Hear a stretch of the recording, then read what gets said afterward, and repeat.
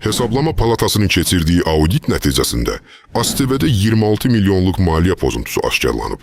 Məlum olub ki, ASTV əmək haqqı formasında ödənilməli olan vəsaitləri qanunsuz olaraq qonorar adı ilə rəsmiləşdirib. Xalqım, millətim, Qarabağım, dolman deyib ən möhkəm bağıranların ən əclaf, ən saxtakar və ən oğru insanlar olması əslində təəccüblü olmamalıdır. Günahkar insan adətən ən çox bağıran və özünü yaxşı digərlərini pis göstərməyə çalışandır. Bu hakimiyyət aradan gedəndən sonra Allah bilir nələrin üstü açılacaq. Ata və bala Əliyevlərin hakimiyyətdə qalmaq üçün Qarabağı necə satmaları, daha sonra xalqın qanı ilə geri almaları, PKK rəhbərlərini Azərbaycanda necə saxlamaları, qonşu ölkələrdə törətdikləri terrorlar və s. Hamısı. Həmin vaxt hər kəs daha yaxşı anlayacaq ki, vətənim, dolmam deyib ən bərk bağıranlar xalqın ən birinci düşmənləri idilər. Digər platformalarda da Vətəndaş X yazın və məni tapın.